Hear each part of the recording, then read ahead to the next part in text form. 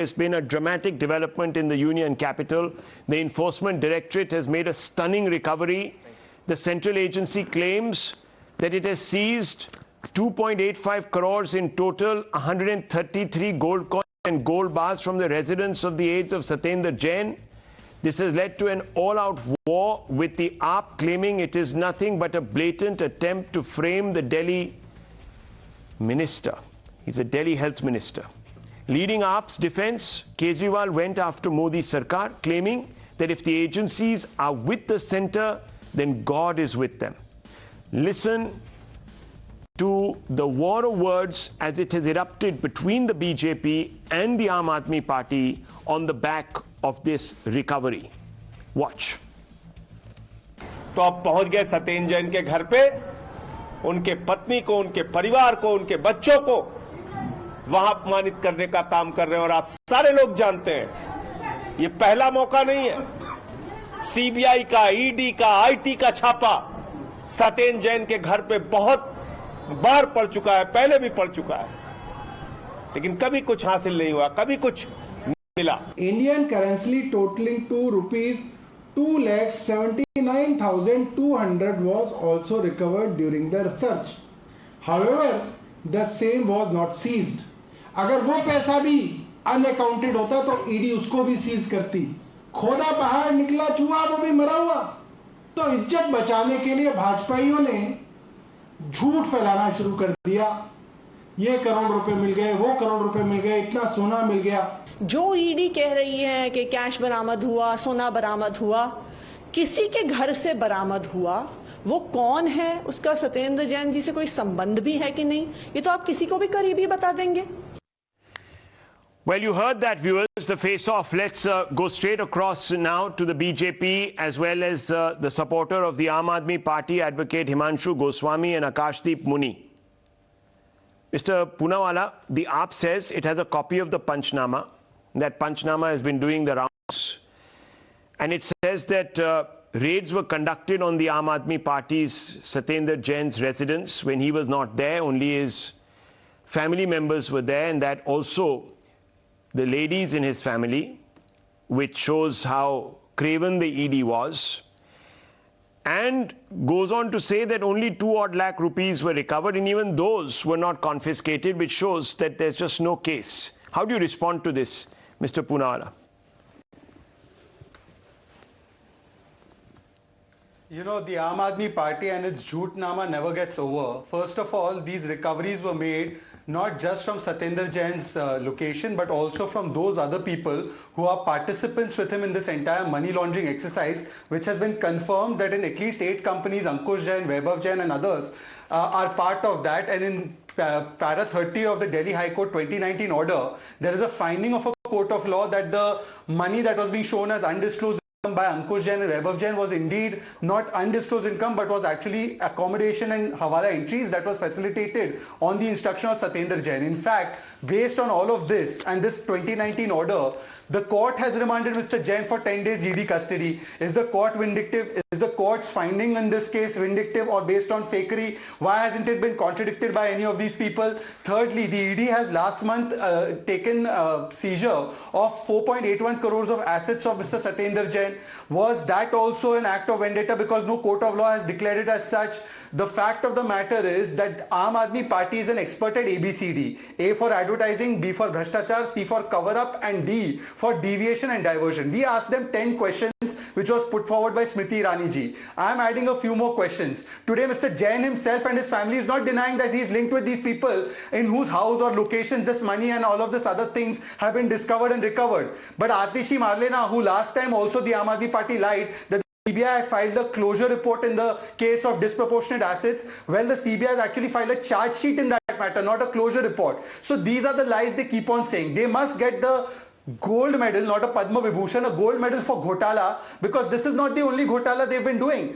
As you can see, whether it's Delhi Jal Board scam, whether it is bus scam, whether it is the scam of giving the accounts to the Lok Ayukt and therefore not appointing the Lok Ayukt for over a year, they have scams galore, and every time they play victimhood card. They play this victimhood card even in the Jitendra Tomar case. You remember, Rahul Shivashankar, when you were showing about Jitendra Tomar, they said Jitendra Tomar kattar imandar hai. And then when it came out that he had farzi degree and corruption, they had to do a U-turn on that.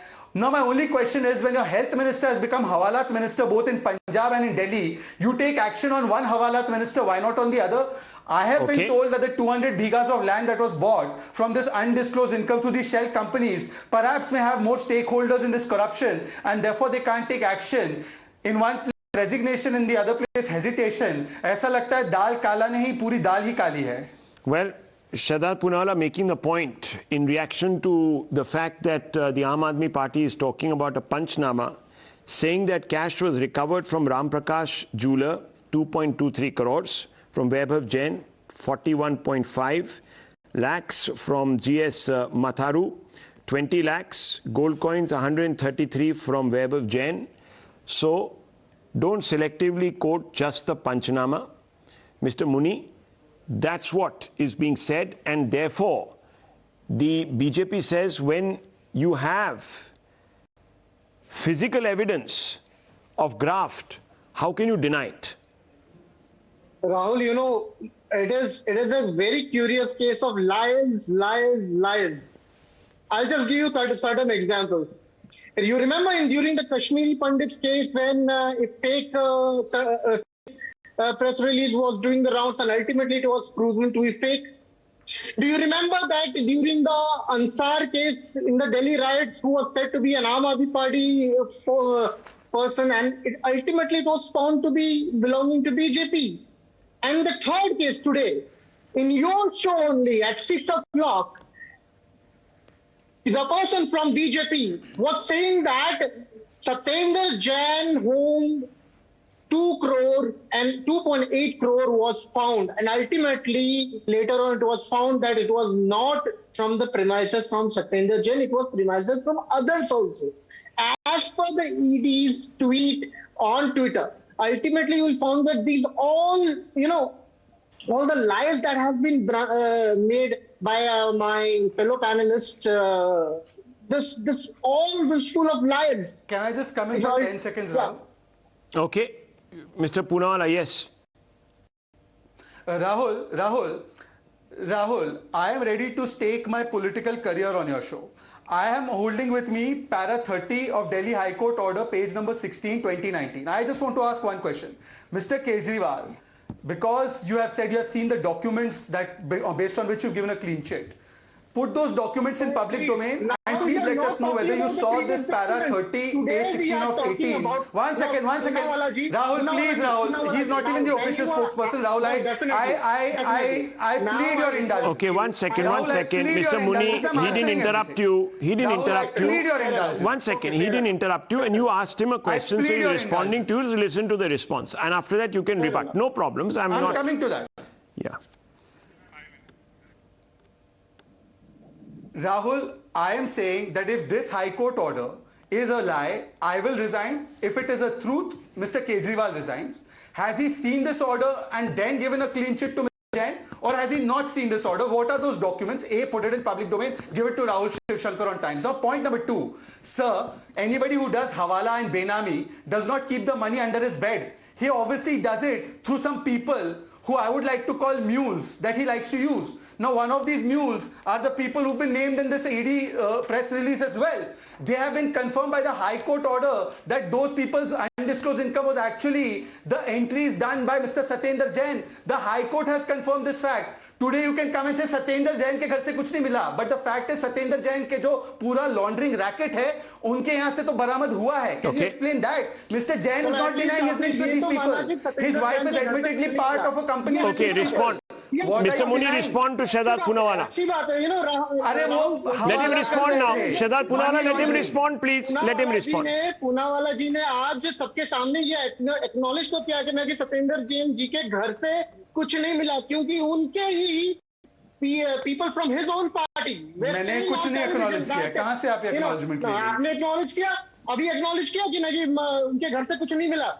No, Mr. Muni, one second. What is the substantive point you're making? I think Shehzad Poonawala says that people who, and I'm just paraphrasing him, that people who indulge in hawala transactions are hardly likely to be keeping the money under their mattress unless they are Sukram. Because Sukram messed it up. People learned back then. पैसे गद्दे के नीचे नहीं रखने चाहिए क्योंकि पकड़े जाएंगे. सुखराम जी ने सबको. जी के पास कोई प्रूफ है इसका? So I'm only asking you, Muni Saab, I'm only asking you. Yes. There is a High Court order which is constantly used as a reference point. Are you going to deny the existence of this High Court order? And if you believe it's immaterial to the conversation, tell me why it's immaterial. See, I'll not comment on High Court order because I have to go through all the paras, all the words of the High Court order. Okay. Because let me bring in Advocate Himanshu Goswami. Advocate Saab, there is a High Court order that the BJP constantly refers to. First, Smriti Irani referred to it. Now, Shehzad Poonawala is flashing it in our faces. Is this an admission of culpability or not? So, Rahul, first of all, I'd like to point out that, since the matter is currently sub judice, it does not behove any one of us in this debate to go into the merits of the High Court order or to, pontificate on that. But, as a lawyer and as a concerned citizen of this country, I just want to make one very pertinent point here. We have a situation here where a person who was, against whom an FIR was filed over 8 years ago, who's been consistently cooperating with the investigative agencies. There was no coercive action taken against him because there was no material evidence on record. Suddenly, he gets named as the party in charge of Himachal Pradesh. There is a groundswell of support in favor of this gentleman in Himachal Pradesh, and all of a sudden, certain quote-unquote aides of this person are supposed to have unaccounted wealth, and this gentleman gets hauled in. Now, allow me 10 seconds. Yeah, go ahead. I would like to draw a parallel. The law has to be applied equally to everybody in this country. It cannot be piecemeal. Sure. I would like to ask Mr. Poonawala, who's a person who I immensely respect, is that what happens in the case of Mr. Eswarappa? Here we have a situation where the person has been accused of a heinous crime of, not only just accepting humongous amounts in bribe, yes, but effectively being a person named in the suicide note of one very unfortunate contractor. Sure. Mr. Poonawala is a very accomplished lawyer, so I need not remind him of the provisions of Article 32 of the Evidence Act, which is a dying declaration. Despite that, this gentleman roams free today. He's not even expelled from the primary membership of the party. Okay, so you're saying that the law is selectively applied by, or the ED is selectively used or agencies are selectively used. That's the crux of your point, right? That's apparent on the face of it. So let me quickly bring in Mr. Poonawala to respond. I don't have much time. Mr. Poonawala, the ED had questioned Mr. Jain way back in 2018. Yeah. What has taken it 4 years to proceed against him after that? And what about the selectivity charge, that you use it only against opposition leaders, the ED and other agencies?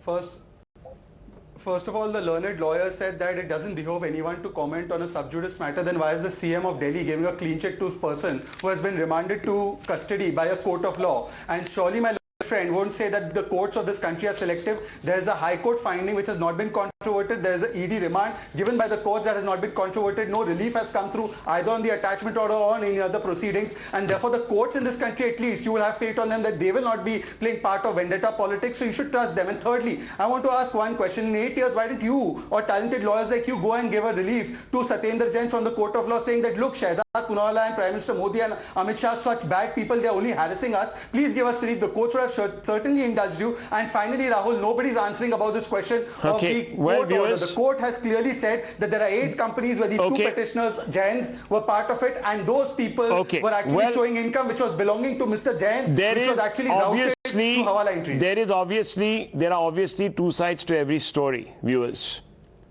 One way out of it, of course, is to take the moral high ground. L.K. Advani did it, but that was at another time and another day. The Jain Hawala diaries, where he stepped away from office and said that when I'm proven innocent, I will come right back in. That's one model. The other one, of course, is to quickly prove your innocence while you're still in office. Viewers, at the end of the day, it comes down to what choices you make. I'll leave it at that. News are coming up.